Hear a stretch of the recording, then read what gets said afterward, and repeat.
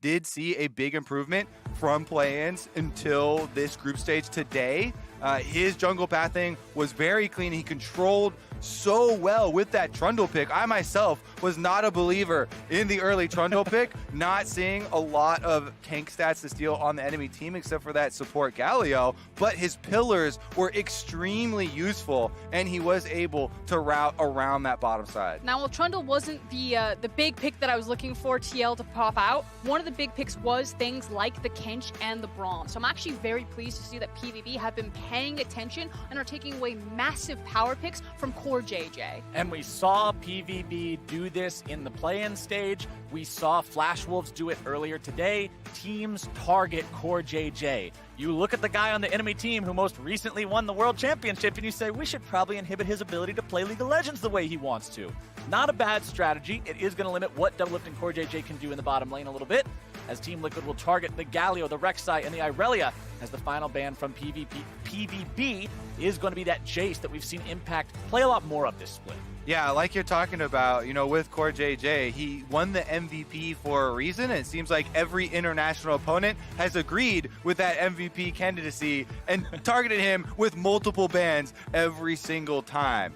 Oh, but one of the things that did slip through, everyone clinch, it's in. Oh, baby, the Taric locked in for the side of Team Liquid.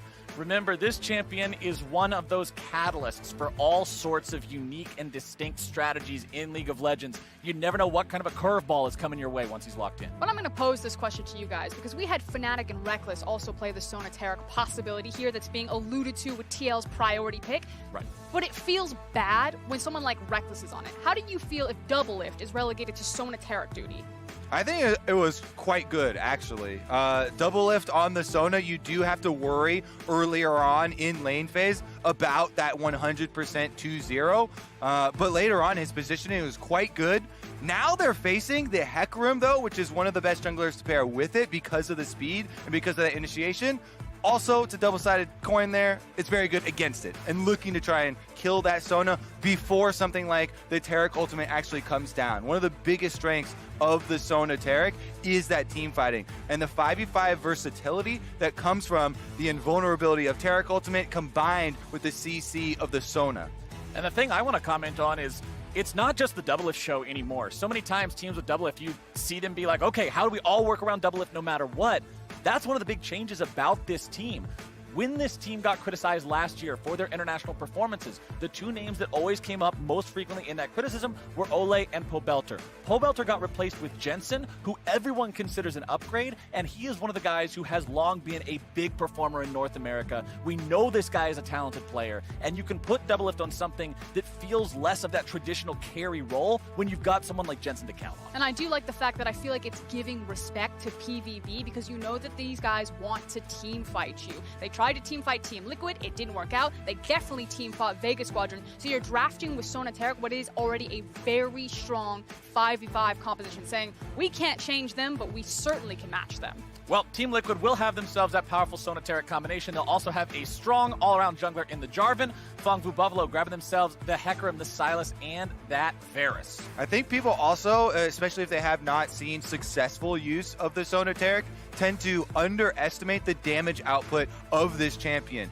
Just seeing it as a support champion, once you build up the Seraphs and you get things like Lichbring procs on top of the chords, the burst damage is very strong. Plus, because Sona can cycle through her abilities so quickly, it actually has very good sustained damage later too. And while we talk up TL's composition, we'll see if they're able to execute on it in this game.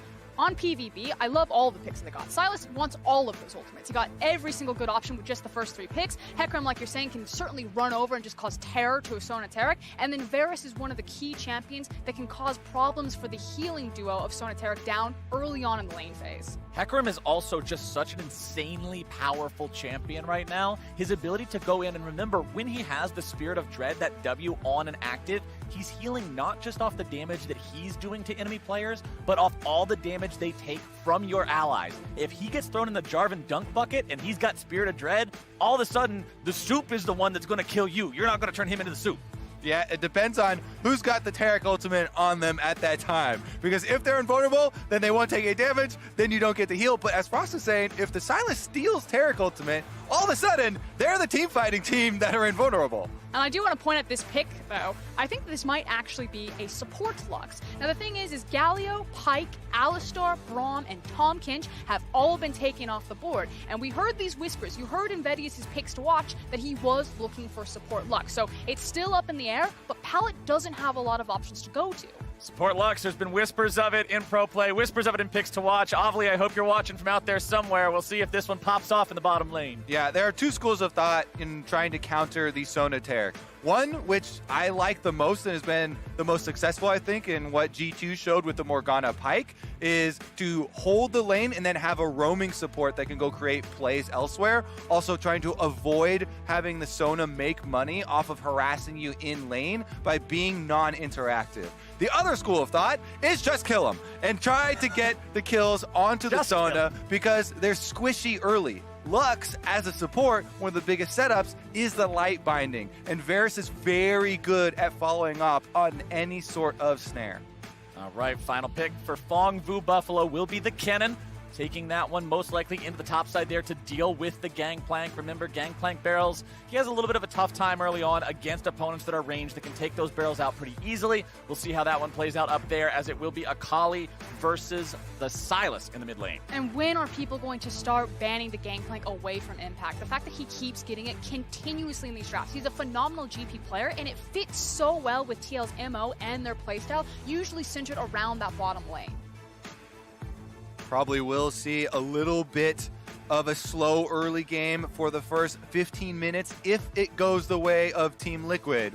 But Phong Vu Buffalo have been able to turn up the pace whenever they feel like it. And Phong Vu Buffalo, remember, they're playing in front of the home crowd here. We heard from Doublelift before this game started how big League of Legends is in Vietnam, how many people love it, how incredible the passion is for this game in Vietnam. And to have the opportunity and the responsibility to represent your region at the international stage like this, Phong Vu Buffalo has to be hungry to find those wins. Definitely have shown tenacity throughout all of their games this year. And we'll see if they can throw it down once more and get revenge on Team Liquid. Remember, even though Team Liquid had got the 3-0 score in play-ins versus the Phong Vu Buffalo, many of those games were extremely close. Actually, every single one of them. And there was a couple of mistakes that they could clean up to turn the tides.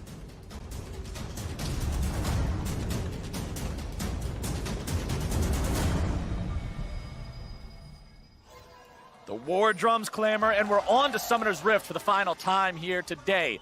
Team Liquid versus Phong Vu Buffalo, a rematch of the play-in best of 5. The Team Liquid was able to win 3-0, but as you mentioned, Phong Vu got leads in those games. Team Liquid is a team that plays a very slow, methodical style at the start. They want to build small leads into controlled objectives as the game moves forward, but Phong Vu want to drag them into a bloodier game. Yeah, they want to drag them down into the dirt with themselves. Now, it is the Aftershock support Lux, so this is going to be a battle Lux, and to top it all off, she took the Ignite. She means business down here, so we're in the school of thought of number 2, I think, Kobe, which is just kill them. And I think that Palette has been such an exceptional player for PVB.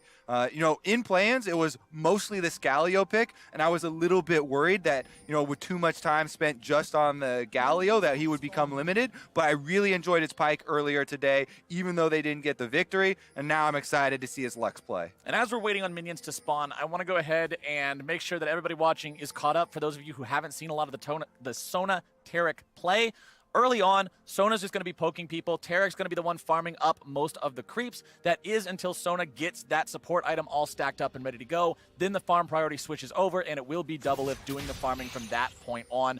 These guys have so much healing, too. Even when you have plenty of poke damage and lots of range, it'll be hard to keep them at They're the going to walk right through the vision here. Their ward did not see the setup. Want to see if they can get something, but it won't be a lot. No light binding at level 1. It was actually the E from Lux, which is a little suspect.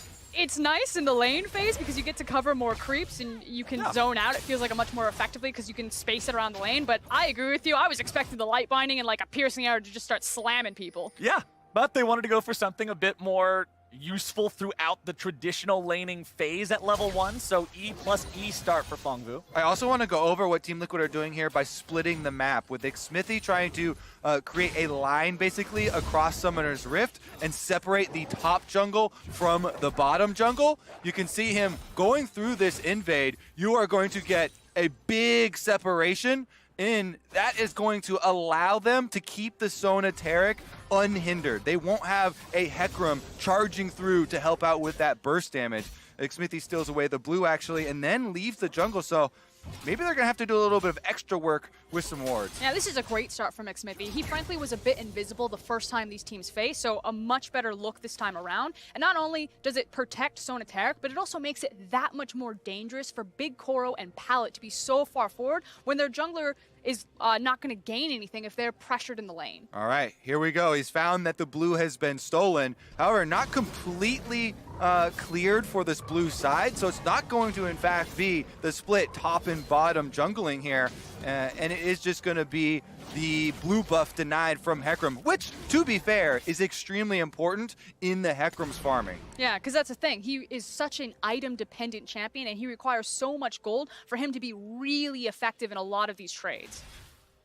Mid lane, yeah, a little bit of trading going on back and forth, but Zuhal's going into the enemy jungle, seeing if maybe there's something he can find here, but there won't be much. So that's done a control ward to make sure he's not spotted, but Xmithy, he's on the top side. Yeah, exactly. Even though he left the Gromp behind and the single small wolf, he then returned to his red side to take away the possible answers here. So Hecarim, being left without anything to do for the last 30 seconds, save for place that control ward, really get him behind. That feels bad. He's Devastating charge for a small dog. so far behind so early on in this game. 27-17 at 4 minutes is huge. We talked about the improvements here from Xmithy, from play-ins until group stage here today. Absolutely controlling it early on. Now he's got the level lead. Jensen is the only target here for Hecarim to try and go, since the Taric Sona is under tower. It's not even that good of a target. They will get the flash out of Jensen, but Zuhal's in a really difficult spot right now of having to try to make something happen just because there's nothing to farm. Jensen going into the smoke. Xmithy shows up here in the mid lane to make sure nothing bad's going to happen.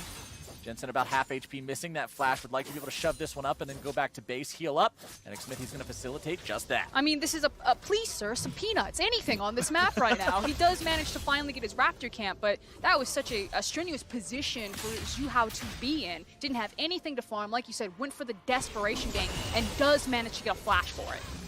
Bottom side, you can see Pallet and Big Koro taking control of this lane, as you would expect a Varus and Lux to do. The range advantage is absolutely massive that they'll have over their opponents. Zuhao makes his return to the mid lane here. Jensen, no flash, but does have the Shuriken to jump over the wall. Yeah, last time around the game came right after he had used his ability, so he didn't have any answers and had to use his flash. This time around, still has the Shuriken.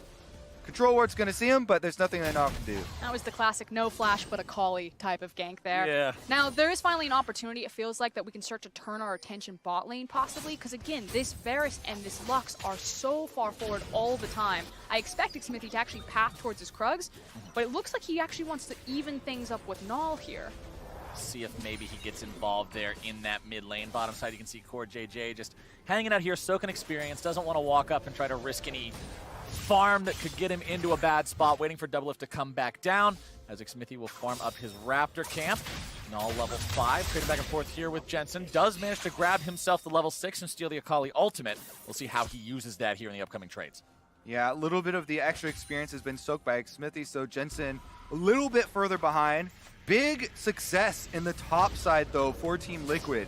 Impact winning in CS in the Gangplank versus Kennen, plus being able to get extra gold. Oh man, let's miss those two as we turn the pressure of the camera onto him, but also getting the extra reward of the gold that Gangplank gets when using his Q on minions. And for NA fans, this is what you love to see. This is a guy that for so long had the reputation of, oh, Impact's a tank player, Impact's a tank player. Why are you putting him on carries? Stop putting Impact on carries, give him the tanks. But Gangplank and Jace have been champions he's found some success on. Doublelift will be forced to flash away there in the bottom side. There's that CC we were talking about coming through for Phong Vu. I think it's about rewriting the perception around Impact a bit. The thing is it's not that he can't play the lane phase or he can't play the carries, but that's just not his responsibility to TL in their current formation. They need him to sacrifice advantages. He'll often group much earlier on with the team, despite what pick he is on, and play around the team's needs, rather than someone like the Shy or Wonder, which has so many resources catered to them. Yeah, I think it's just a difference of he's much better at playing weak side, whatever type of champion he's on, like you're talking about, rather than playing strong side. Because when you look for strong side players, you know, the Shy is the prototypical strong side player, right? You want to press every advantage, try and harass at every moment, and really balloon those CS leads. I love that language. I think Impact is a great weak side player, but hold on. Oh, CoreJJ keeps himself alive with the heal. The Ignite's going to keep on ticking, but the potion plus the heal keeps him alive, but it will not do the same for Doublelift. And Phong Vu Buffalo take first blood. And the classic, they finally managed to crack CoreJJ and Doublelift down there. Big Koro and Pallet are relentless, and they have the picks to back it up. And Xmithy, you're a little too late, my friend. And look at the CS comparison, too. Not only do they have the first blood, they're up 20 farm. Let's take another look at how they did it. All right, so they get the initial light binding onto CoreJJ, get a lot of damage down onto him. With the double heals, he's able to flash out and stay alive, but it's literally just a mistake from Doublelift. He walks up into them to try and get some return damage, and he goes down instead. I mean, it might be one of those scenarios you're not used to facing someone like a Lux down there, and you just didn't expect the damage. I mean, he literally just walked up and got hit with the Cutlass. I mean, you get Cutlass slowed, and they shot him down from there.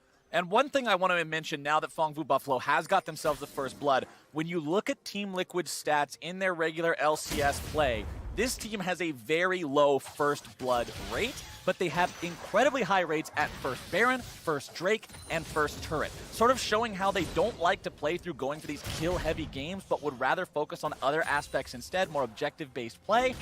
But they want to keep things slow if they can. Phong Vu Buffalo has the ability, we've just been shown, to make these kills happen in a 2v2. There was no jungler assistance there, and Team Liquid must be respectful.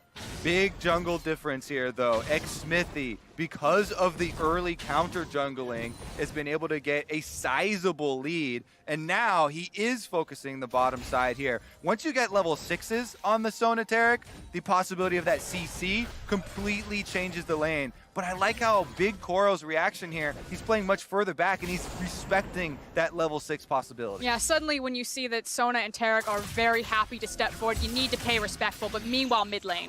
Jensen looking to make the play happen. It's going to be a 2 versus 2. Null's going to be taken low, nearly getting himself bursted down, and Xmithy gets Team Liquid on the board. Yeah, Null is able to steal his ultimate right before he goes down, but then Xmithy gives him the real one, and they're able to get the actual kill there. Team Liquid tie things up here. They're still ahead about 600 gold.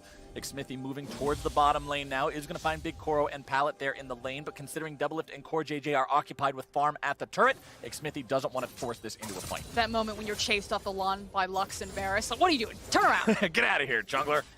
Feels bad considering those are normally two champions you want to engage on as the Jarvan, but you just don't have the opportunity right. But I do expect Xmithy to eventually start pathing down here, especially when the Gangplank ultimate comes back off of cooldown. But I'd like to see him path from the back of the lane, maybe walk up from his Krug camp, because one of the nice things about Tarek and Sona's play pattern is they can just throw the CC directly in front of them, and Jarvan can gap close no problem. And honestly, you don't have to force down in this bottom side. If they hadn't made that mistake at their turret and died there, everything would be going just fine. Let's take another look at their all-in on Null, though. Jensen with the slick moves, able to finish it up. And Xmithy is there for the dunk to get that kill credit. I think they definitely would have liked it on to Jensen to try and complete his gunblade, but a kill's a kill, and they'll take it either way. I think it's so important to get more and more tape and more comfort of TL on picks like the Akali. Now, I don't think they have the same flexibility as someone like IG or G2 have with a lot of these picks, but the fact that something like Akali isn't falling through the draft, doesn't have priority on this team, would have been a major red flag. So props to Jensen here.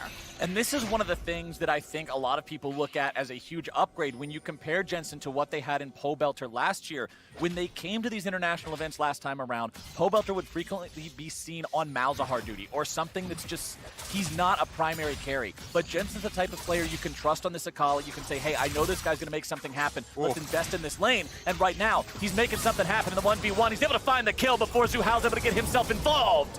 The onslaught of shadows is a full retreat, and Team Liquid comes out on top. Yeah, he's making something happen all right. He's making mid-die, and they're going to gain control of the bottom side too. Xmithie going to use the Scryer's Bloom over the Ocean Drake here. Is he actually going to start it up? They have full mid control. The only contest here could come from bottom side.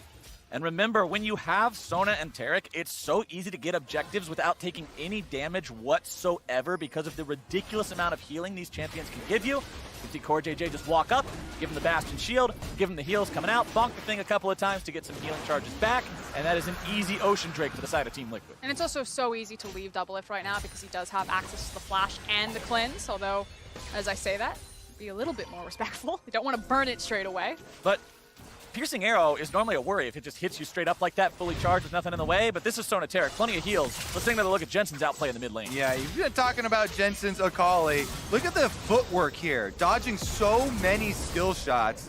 Then Xmithie comes in, they do trade ultimates with the junglers at the end, but most of it is about him on the Akali, setting up that kill. But it feels like Phong Blue Buffalo are done playing around. You see Zuhao is now making his way down bottom, and he's probably going to start teaming up with the classic win condition for the Buffaloes, which is just a hard camp this bot lane. But you got to remember, it's so hard to set up some kind of a dive against Sona Taric. The ability to render everyone invulnerable with the Cosmic Radiance means it has to be executed perfect. Yeah, the possibility of a counter gank is so great that the first step that PVB have to take is tracking Xmithie. And Xmithie has actually been running circles around this game so far. I think that's the biggest difference in the factor of how this game is going. 92 to 65 CS. It is astronomical right now how far ahead Xmithie is. And honestly, all of Team Liquid, except for the bottom lane, has some pretty impressive leads. Gangplank, a champion that normally you would expect to fall behind maybe a little bit against the Kennen because of the range versus melee advantage, because of the fact that Kennen can pop the barrels, is ahead. The Akali's ahead by plenty. Only the bottom lane falling behind, but it's Sona Taric. They are going to have plenty of utility to scale into these fights. I actually love this play, however, from the Buffaloes. Jensen getting himself away. Nice smoke into the Shuriken. They're recognizing that there's nothing left for them down into the bot lane. It's too hard to break Sona and Taric at this point, so let's flip it. Australian lanes. Let's pick up our bot lane, let's send him to the top lane, and start trying to apply pressure, looking for plays in the mid lane, looking for plays around Rift Herald. Well, Team Liquid already booked their ticket down under as well, because it's Impact sent into the bottom lane as the Sona Taric is going to be brought towards the top side to make sure they're ready to contest for these objectives. Impact has both teleport and ult to be able to get himself involved. Jensen going to be taken down to half HP. Hidden away in the smoke. Null looking to go even further. Has the Akali ulti, so Jensen has to flash himself away. He'll be getting some heals from this part of Sona and Taric. Look at but Kennen. Is it going to be enough? The Kennen flank could be very impactful here as Impact has made his way into the fight now with a TP as well. Rift Herald secured by the side of Phong Vu Buffalo, and nobody's going to die for this one. Yeah, big pickup there for the Phong Vu Buffalo. They also got the teleport out of Impact. So Gangplank, no teleport left. He does have the ultimate to try and clear some waves, but Rift Herald immediately used on mid. Yeah, it's inside track on this mid lane, as well as Xmithie late to the play because of the light binding. Phong Vu Buffalo going to take that first turret away from Team Liquid. I applauded TL's first turret stats earlier on, but Phong Vu found the opportunity to really get themselves back in this game, grab that first turret money. They don't even need the plates. That's a big play for them. They got first blood, they got first turret. They're still down in gold though because of how well Team Liquid's top side of the map had been doing. And again, the Sona Taric strength comes in the team fighting phase. Comes when they get to join the rest of the squad. That's the thing. It's kind of like you're working against the clock here. So we'll hold it. Jensen. Big Koro will manage to survive. Jensen doesn't want to go any further. There's a lot of missing members from the side of PVB right now, according to Team Liquid's vision. Jensen doesn't want to overexert himself here. But I do want to go back to your point, Kobe, because I think you're absolutely right. This is a situation where probably in Consia, like, it's totally fine. You know, this is going to turn on online. We're going to have a strong 5v5, and we're just going to slowly death ball into them. This composition has great scaling potential, and this lead isn't big enough to start hitting the panic button. Impact definitely seems to be pretty comfortable here in this top side. Trinity Force completed on the GP. Null Magic Mantle in inventory working towards those Mercury Treads. Plenty of CC to want to reduce that duration up here in this game. As the Trinity Force proc means every single one of those parlays is going to be so obnoxious for Zeros to deal with. Zeros, a player who came in with very high expectations. People have very high expectations of him going into this tournament. Normally a big mover, a big shaker for the side of Phong Vu Buffalo, but he's had a bit of a rough performance so far in the tournament. Yeah, I do think it has been a bit of a surprise for a lot of people, the underperformance of Zeros. It has kind of created space for other successes to emerge on their team, though, and one of the biggest ones has been the bottom lane. For me, it's also kind of been the variance in Zeros' performance. Sometimes you get those glimpses of it and you're like, okay, this is what they're talking about. This is the hard carry player. And then sometimes you just flash forward and dies as Jace. And you're like, well, it's just a head scratcher moment. So I just want to see Phong Vu Buffaloes kind of control some of the variance in their play, because it feels like if they can tighten up those elements, they can be a much more competitive force on this stage. And tightening up the ship is exactly what I wanted to see from this team in the play-in best of 5. They did get advantages over Team Liquid in those games. They were able to find opportunities, just like in this one, to find weaknesses in that armor, ways to really play their style. But it felt like always when the mid game would come around, Team Liquid was comfortable allowing them to make mistakes, being confident they could punish those, and not needing to go into this panic mode of, oh, force this, oh, do that, oh, we're falling behind. They seemed like they were exactly where they wanted to be. And unfortunately, I feel like that means that we need to put the magnifying glass on people like Zeros and Null, because the last time these teams met, it was those two individual members that mechanically just found these missteps at clutch moments. Also, we are approaching the time in the game where you get the completed sight stones for both Sona and Taric. If you have that many wards, it becomes very difficult to find your engages. Hecarim and Kennen both really rely on trying to find flank opportunities to make those engages happen and make those big AoE plays. If you've got double sight stones worth of wards all over the sides, then it becomes just so difficult to find your way in and get the surprise. I mean, we can't undersell the value of that either. When you look at a game of League of Legends, when you get in the super late game, things become so dangerous. Why? Because when people get full builds, you can't buy control wards anymore. Every ward means so much at the top level of play. To double the amount that your opponents can throw down is huge, and I really want to see Team Liquid use that. You can already see some wards thrown down here in the mid lane, keeping an eye on things, some in the top side river as well. Multiple control wards on this bottom side just to make sure nothing bad happens to the split pusher for TL. Yeah, and that's the key thing. It's also affecting the split pusher. It can keep Jensen that much more safe, especially on a Akali where he is starting to find a lot of ground to run in this matchup. I mean, there's nobody who's actually a tank on the enemy team. Assassins hate dealing with tanks because you can't assassinate them. It's like trying to punch a hole through a brick. But Jensen can punch a hole through any of these guys. All you have is damage on everyone on the enemy team. Even Hecarim these days goes for a Warrior Trinity Force style of build, and Jensen can blow him up. I'm definitely expecting a force at this Infernal Drake. Spawning now and having Impact walk over. There is a teleport available for Zeros for PVB. However, it's so difficult for them to fight the 5-on-5 right now with Core JJ and Double if grouped up ultimates available. This is definitely going to be a show, ladies and gentlemen. Team Liquid starting up the Infernal Drake.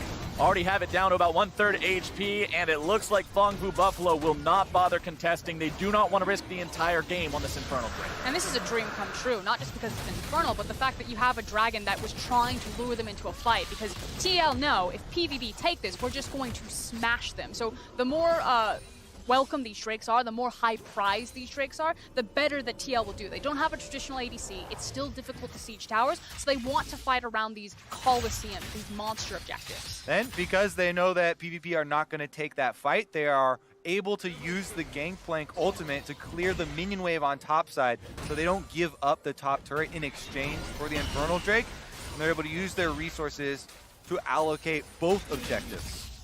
I'm really looking at Phong Vu Buffalo to find some kind of that huge flank that you were talking about when you mentioned the vision. It's got to be a Hecarim charge into multiple people with a Kennen coming in from the side as well, because trying to fight just straight up everybody run into each other, it's the Dothraki running into the dark.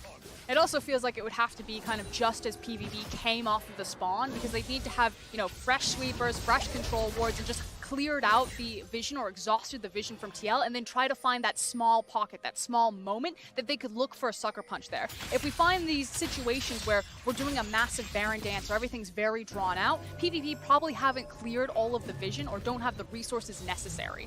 Well, PVB are making a play here into the top side onto Impact. 4 versus 1. Not enough oranges to eat to get out of that one. And that's their second kill of the game. And look at the runway they created for themselves to do that. There's so many control wards littered all throughout that jungle. Yeah, really nice surprise attack there from PvP. That is going to get them a kill plus an objective. So super high value there because they get the turret afterwards. Always what you want to consider when you're investing so many resources into making a play in a game of League of Legends. If you're doing all that for just a kill, great. You got 300 gold, divide that among everybody's time, that's 75 gold a person, fantastic, you got a ward each.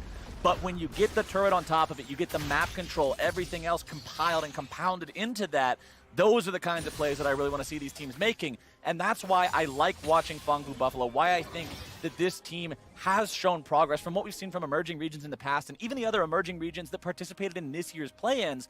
Vietnam has been a standout among emerging regions. I mean, when you look at this squad, they have managed to send, this region I should say, they have managed to send 3 different teams to the main stage. Gigabyte Marines, EVOS, and Phong Buffalo have all been a part of taking that next step, and I think it's showing by recognizing what kind of plays they need to make. And it's also the evolution of playing a standard form of League of Legends. This is no longer the days of Gigabyte Marines just using cheese to kind of scrape out these victories. They're trying to go toe-to-toe with TL, playing fundamentals. Are you trying to tell me that level 6 Nocturne at 4 minutes isn't fundamental League of Legends? I You don't have know Mordekaiser in there too? what games you're playing, but no.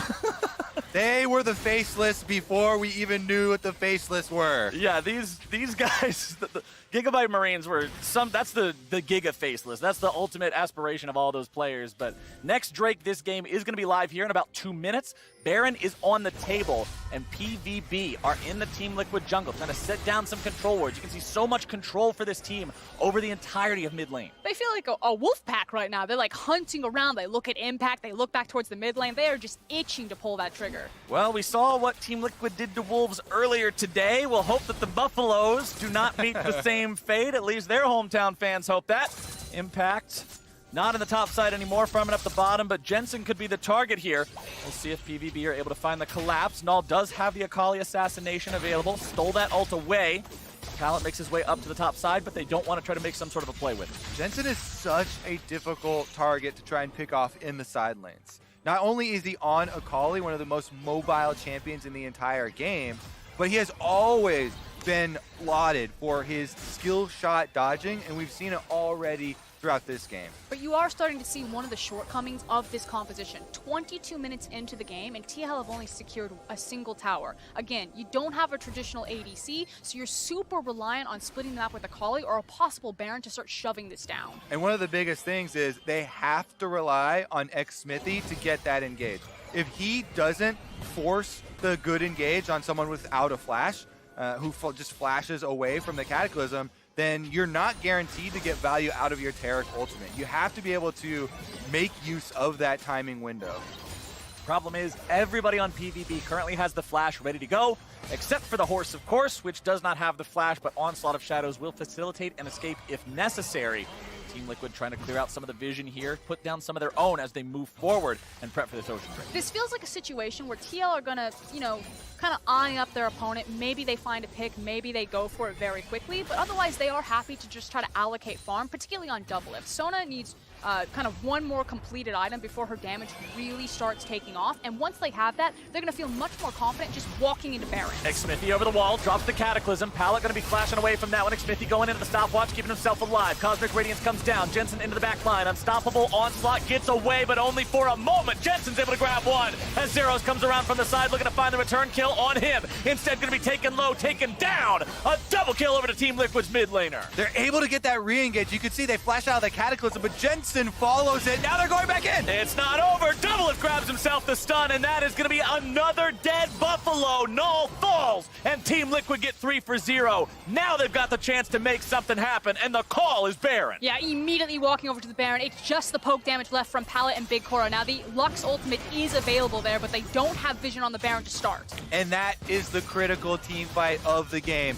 23, almost 24 minutes into the game. That is going to be Baron for the Sona Taric, and that is just too much to deal with. You get so much pushing. Jensen going for another kill. Jensen is not going to be sated with only a couple. Instead, he needs some more money in his pocket. He'll go on a rampage, killing Pallet with that one, and it's 5 men strong with Baron buff for TL. They pick up the Baron, they pick up the kill, they're going to make a quick back, and now Sona is going to be fully online here. They'll do so much damage. The confidence for TL, they know our window is now. It's time to strike. They're going to eat everything here. Once you get the Lich Bane and you convert that burst damage into magic damage, the burst just goes through the roof. In addition to that, they also have the extra completed sight stone, so now he is also able to apply those extra wards. They can pick up the extra dragon and then get to pushing down the secondary turrets with their Baron buff. I talked earlier about how this team likes to play for objectives, how their stats support that.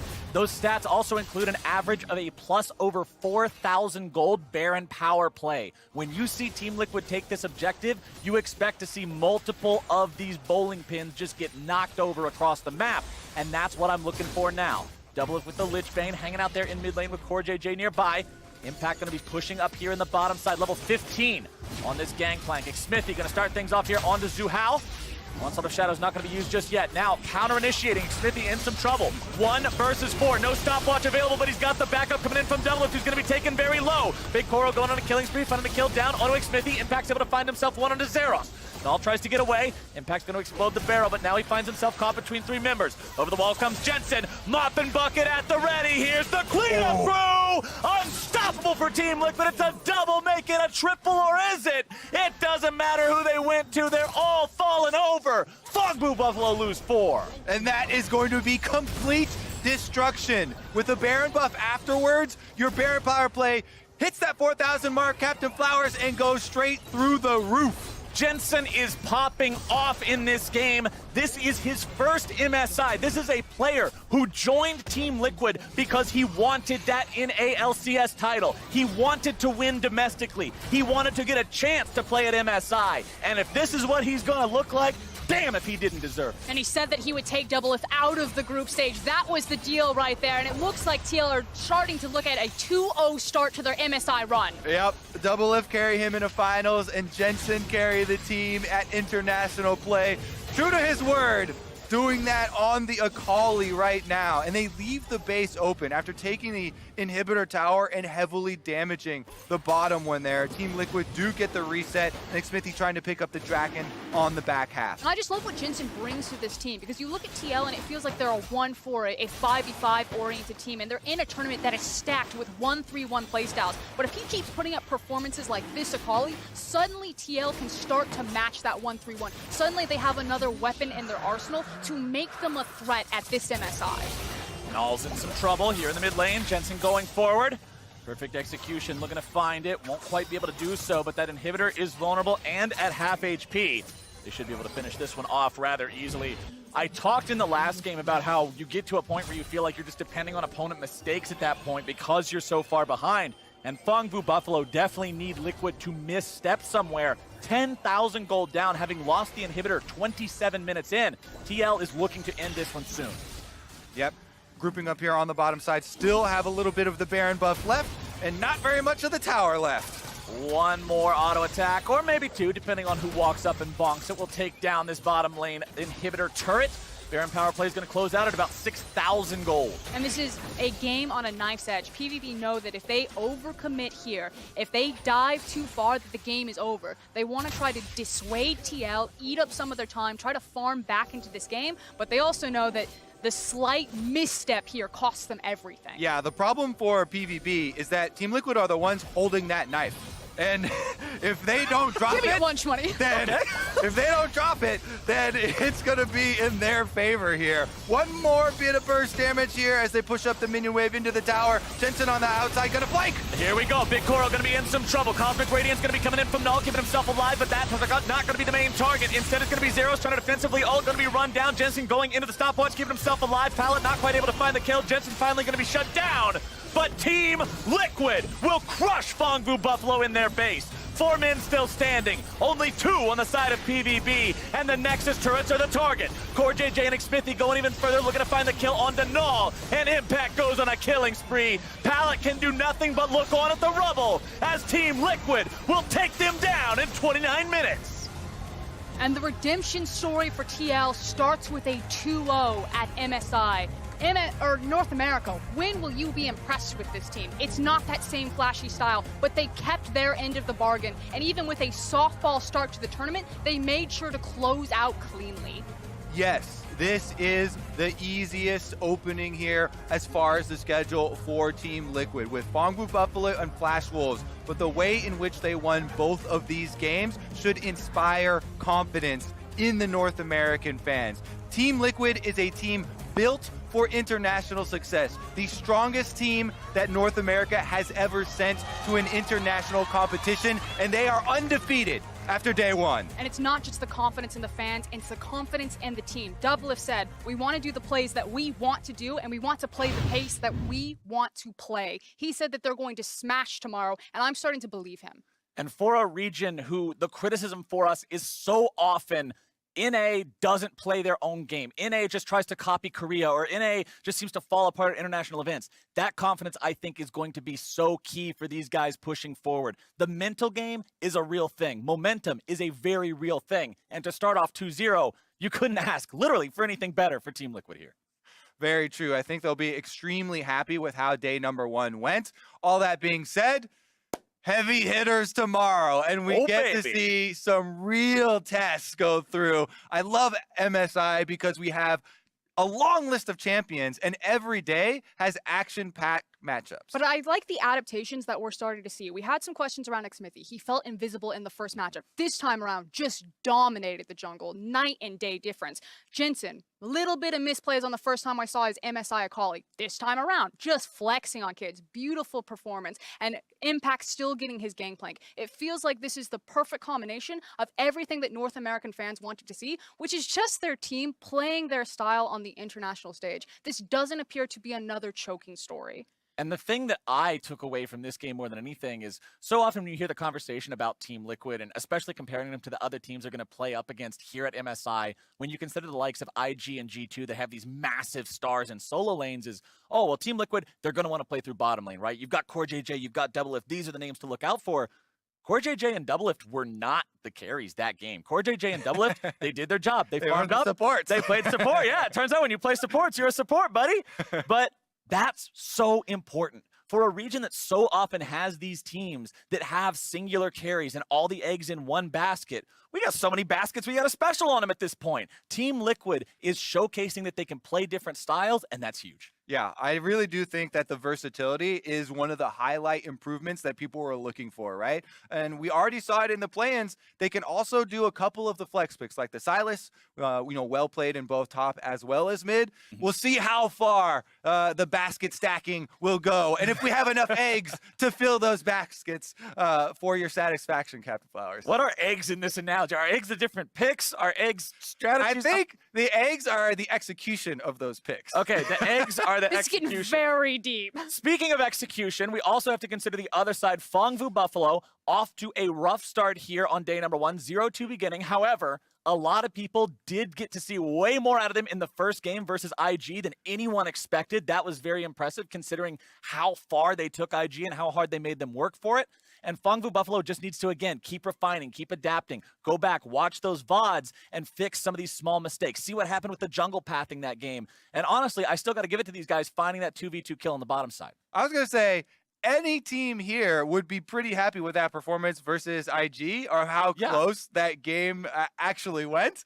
It was definitely very exciting to watch, and that's what I want to see more of. I mean, at this point, the VCS have proven that they're the 6th best region in the world multiple times. You said it yourself, 3 different teams. So when they subbed in their player, they're like, we want the experience. You know, this is a massive event for us. We get to face SKT, Invictus Gaming, TL, and G2. Right.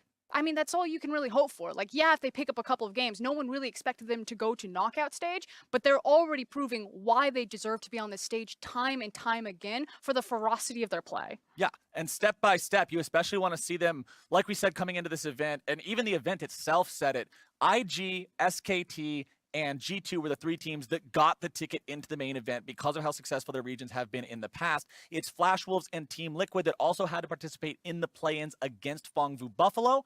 We have not got to see Phong Vu play against the Flash Wolves yet. They haven't had a ton of success against Liquid, but there is an opportunity to, if you're going to make a push and say, hey, this is where we're going to start contending to get out of that 6th spot and go even further, those are the guys that I would be targeting. But for a closer look at day 1 in all its glory, let's head over to Dash and the analysts in MSI Cooldown.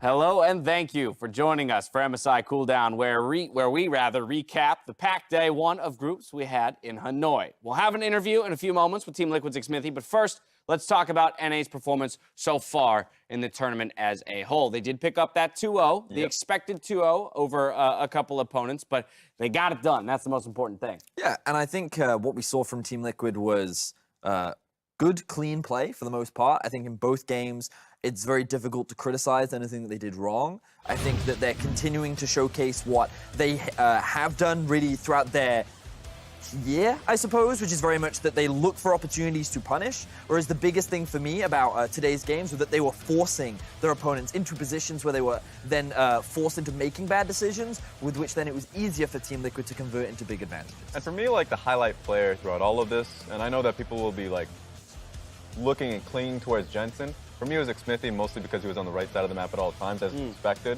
Coming into this event, we expected that Xmithy would be the more control-style jungler. He did exactly that. This time around, he just had laners that were just stomping, right? Jensen was doing a hell of a job on the Akali in the mid lane.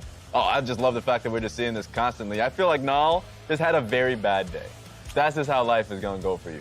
Meanwhile, bot side, the 2v2 worked out in his favor, and so Xmithy had a lot to work with this time around. But I think it feels good when you have two supports. You can be really happy if you're a North American fan, because this is how you want your tournament to start off. I was sitting with the analysts in the back, and Azel was like, we've seen one too many times North American teams losing to like the emerging regions, and you don't want to start your tournament off like that. So having a very clean game against Phong Vu will probably make a lot of North Americans very happy. And moving forward into the tougher first half of groups, as you go up against G2 and IG tomorrow, you can feel pretty good. I think, Raz, as you said, the two players to point to on TL after today were Xmithy and Jensen. And again, so often when you come to international competition with a team that has Doublelift on the roster, that's who you're focused on. It's him and everyone around him. And I know that for Doublelift, one of the major selling points of joining this organization, along with bringing on Core JJ and Jensen, was so that it wasn't all about him, and that when they got to these big stages, they would have the ability to rely on somebody else to ultimately win the game. And we needed to see that, because going into this tournament, if it was just going to be, once again, Doublelift and Core JJ, Doublelift or Ole, like in the last time round, then they would have been figured out, completely linear. They needed a lane to win through, and it had to be through mid lane. And Jensen's doing that. International tournaments, he comes through it as assassin picks. At Worlds, it was the LeBlanc. I know he still has that in him. But as long as people ain't banning the Akali, he's going to keep picking it. All in all, a very solid day for the North American squad. Sharks is standing by for an interview with Xmithy to hear about Team Liquid's 2-0 start. Thank you very much, guys. I'm here with Xmithy after Team Liquid goes 2-0 on their first day at the MSI group stage. Jake, it is your birthday, if I have it correct? Yes. Happy... For like 10 more minutes. For 10 more minutes. So can I sing you a song for your birthday? Yeah. It's really short. It goes, happy birthday to you. That's a 2-0 for you. Okay, I'm never doing that again. Anyway, very happy birthday. Of course, on a more serious note, very important day for Team Liquid. A 2-0 is a great gift, but there's still a long road to go. How do you look back on how you guys played today?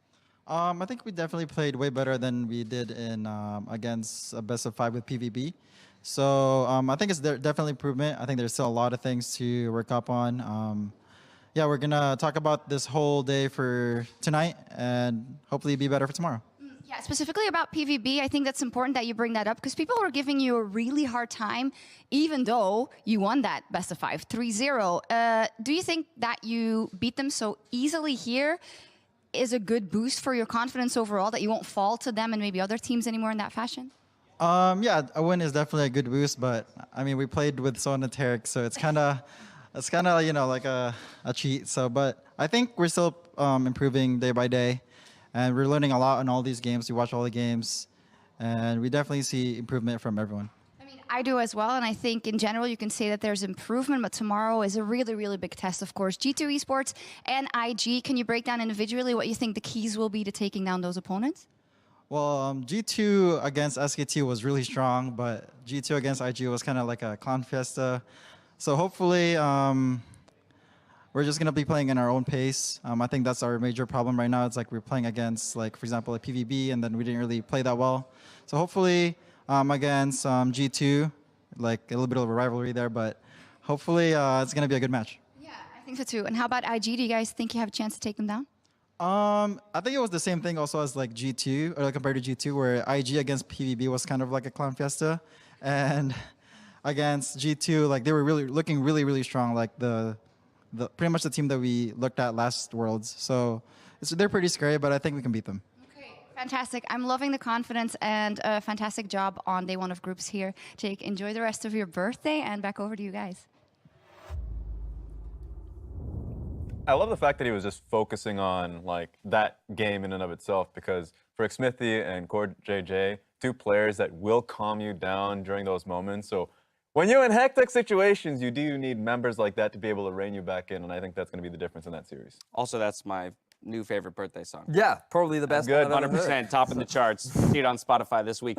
All right, TL, they're off to a good start, but as Smithy mentioned, their real test kind of lies ahead of them as they face off against G2 and Invictus Gaming tomorrow. Some very tough opponents. Meanwhile, their European counterparts had an incredibly tough schedule today with SKT and IG finishing 1-1. Yeah, they certainly did, and going up against SKT, they looked very convincing. The thing about SKT is there was a bit of disrespect in their draft. While it looked very standard from an SKT perspective, it was very slow. IG, they drafted strong solo laners, they were able to build monumental leads. Caps didn't even bother laning against Faker, he was only playing towards his side lanes, and it just felt like that with the early lead that G2 had built for themselves, they did not slow down, they continued to push, and SKT had no answers. I expected rust. I expected lacking a little bit of confidence, because remember, Perk's even making a mention that Mickey X hasn't been playing solo queue for 3 months, not been practicing with them for some time. Like, that didn't impact their decision making whatsoever, being able to push the tempo.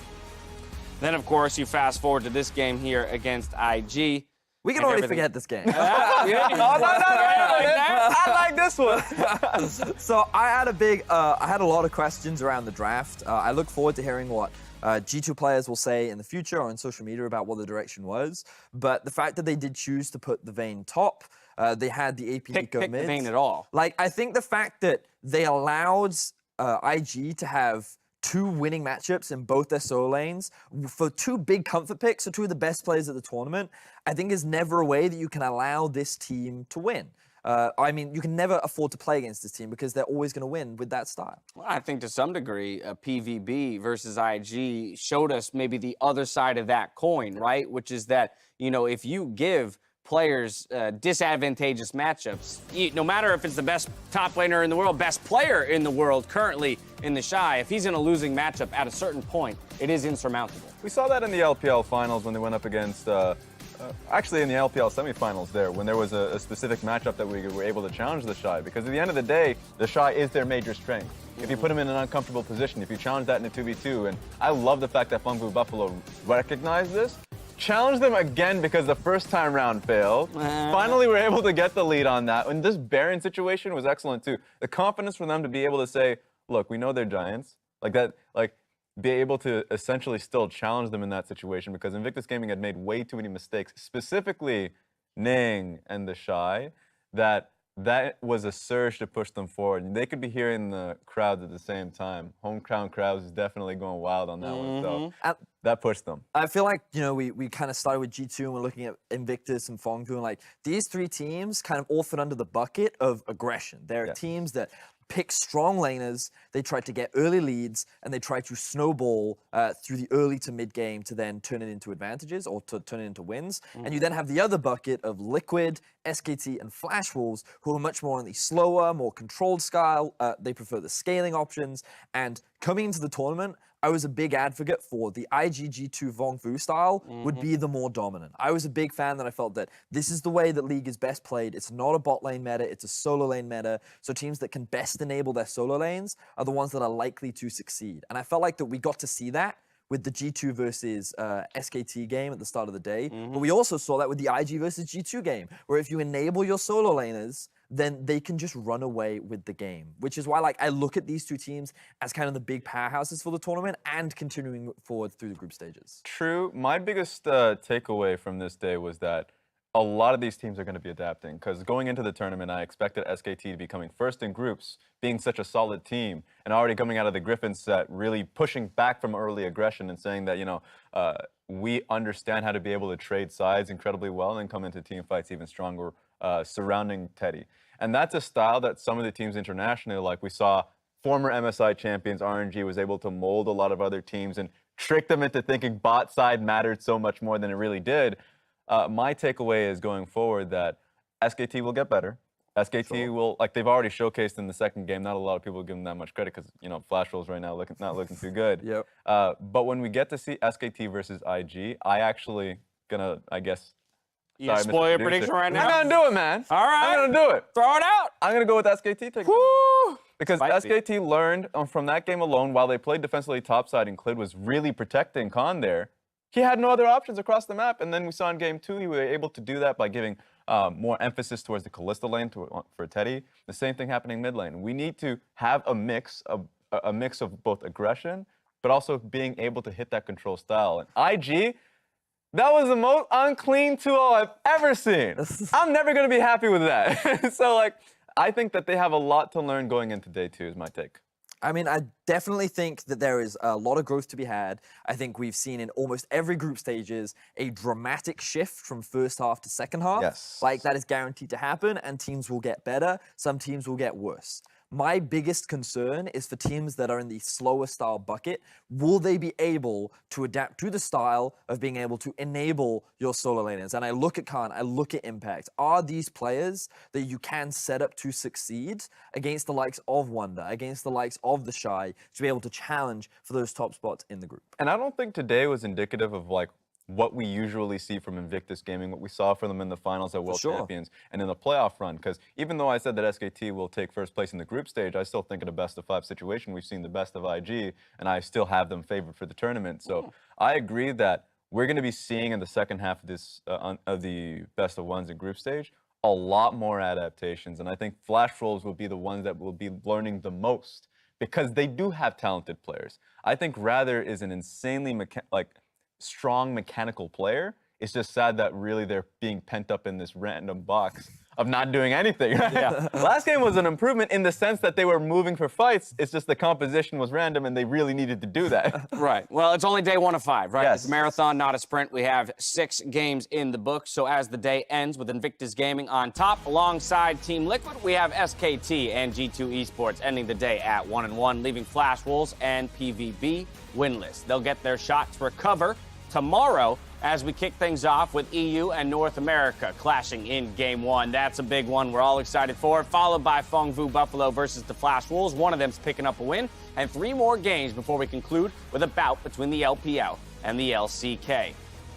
Real quick, I do want to touch on that NA-EU bout. I don't think we can leave tonight before talking about it just briefly because it is such a hype one. We heard Smithy kind of talking about it. We've heard a lot of the players so far in interviews today throwing a lot of respect around to a number of the other teams, saying that everybody has, their style and their way to win, and that there doesn't necessarily feel like a definitive front runner, which has seemed to be kind of a consensus from the analysis side of things as well, coming in, that there isn't necessarily the one and done team. They're the one who's got it from the get-go. That's the feeling I'm starting to get. Even when I looked at that loss from G2, I think if you change the draft, does that game suddenly look different? That's the debate that can be had, right? So you look at then Team Liquid versus G2 tomorrow, and all I can think of is this is the first time I feel that Team Liquid will be properly tested and pushed. Because so far, it has been Akali and Gangplank every time for Jensen and Impact. What happens when Impact plays Gangplank again, but this time they attack him, when they actually invest the resource into shutting Impact down? Can he soak the pressure of the likes of players like Ning and the Shy? Can he soak the pressure from a Wonder and Yankos? These are the kind of things that I'm looking at, because if they can, then that speaks volumes to Team Liquid, and it gives you a lot more confidence moving in throughout the rest of the tournament. And I specifically on Jensen, because Jensen being able to pick up the Akali so frequently, if it's moved off the table, then I really want to see if he's sticking towards that assassin playstyle. Yeah. Because Team Liquid, the growth that I still want to see from them is that, roll with Jensen, give him the early game advantage, and so they can be able to segue that towards the mid and late game where Doublelift can come in. I don't think they're going to be getting the the Taric Sona composition, so we're going to be seeing a lot more bot side emphasis on like the Varus, Tom Kench, Braum, Ezreal to a certain degree if they're set up right through mid lane. So that's what I'm expecting out of Team Liquid. My expectations coming into the tournament was that G2 would be unprepared and not really well practiced with Mickey X. That's completely false, right? So like, that's when I just throw that in the back and I say, Yeah. I like G2 coming into that one. Well, still many questions to be answered, but we'll have to wait till tomorrow to get the answers. So for myself, the casters, the entire live broadcast crew, thank you for watching, and we'll see you tomorrow for more groups.